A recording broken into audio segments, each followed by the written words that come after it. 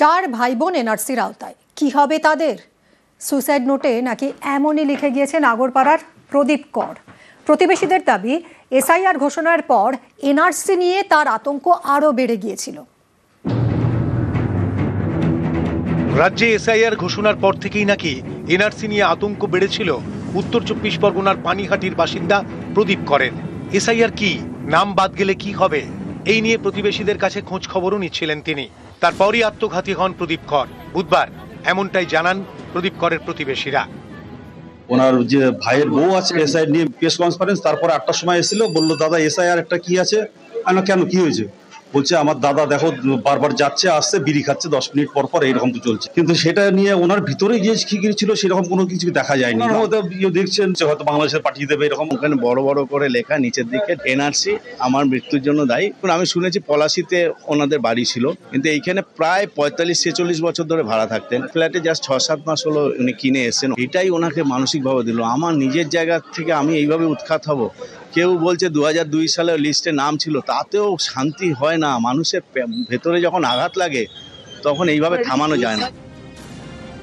শুধু নিজের জন্য নয়, চার ভাই বোনকে নিয়েও চিন্তায় ছিলেন প্রদীপ কর। তাঁর দেহের পাশে যে ডায়েরি মিলেছে সেখানে প্রতি লাইনে এনআরসির উল্লেখ। প্রদীপ করের আত্মীয় জানিয়েছেন তাঁর 4টি আঙুল কাটা ছিল, তাই লিখতে অসুবিধা হতো। ফলে তাঁর লেখা খুব একটা পরিষ্কার নয়। ডান হাতের কোনো আঙুলই ছিল না, মানে অর্ধেক আঙুল ছিল না। খাওয়া দাওয়া কি ডান হাতে না বাঁ হাতে করতে পারে নাকি? লিখতে তো 4টে আঙুল থাকা মানে না থাকা মানে লিখতে পারে। হাফ এন্ড হাফ ছিল, 4টে আঙুল একদম ছিল না তার।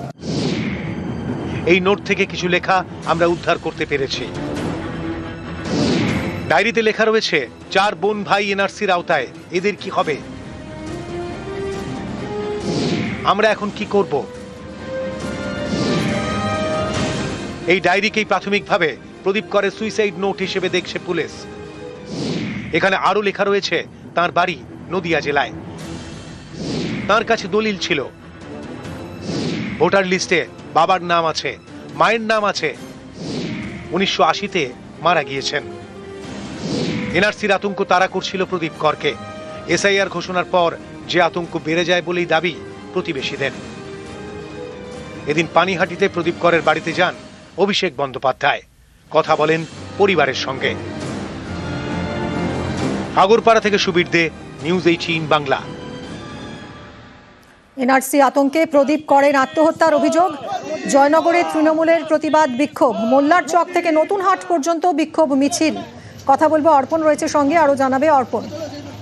একদমই দেখো, জাস্টিস ফর প্রদীপ কর এই প্ল্যাকার্ডকে সামনে রেখে তৃণমূল কংগ্রেসের বিক্ষোভ কর্মসূচি, এবং সেখানে যেটা দেখা গেল মোল্লার চক থেকে নতুন হাট পর্যন্ত কয়েক হাজার তৃণমূল কর্মী সমর্থক তারা মিছিল করলেন, যেখানে দেখা গিয়েছে বয়স্ক লোক এবং তার সঙ্গে অবশ্যই মহিলাদের উপস্থিতি কিন্তু চোখে পড়ার মতো। সেখানে শিক্ষক শাহাবুদ্দিন শেখ, তৃণমূল কংগ্রেসের 2 নম্বর ব্লক তৃণমূল কংগ্রেসের নেতা, তার নেতৃত্বে এই মিছিলে কয়েক হাজার তৃণমূল কর্মী সমর্থক এবং সাধারণ মানুষও তারা এই মিছিলে যোগদান করেছিলেন। সেখানে তাদের মূল বক্তব্য ছিল এনআরসি আতঙ্কে যে প্রদীপ করের মৃত্যু হয়েছে তার তদন্ত করতে হবে, অর্থাৎ একটা মৃত্যুর জন্য যারা দায়ী রয়েছে তাদের কঠোর শাস্তির দাবি তারা জানিয়েছেন। এই দাবি নিয়ে জয়নগর 2 নম্বর তৃণমূল কংগ্রেসের যে বিক্ষোভ কর্মসূচি সকাল 8টা থেকে শুরু হয় এবং দীর্ঘ পথ তারা এই বিক্ষোভ কর্মসূচি করে।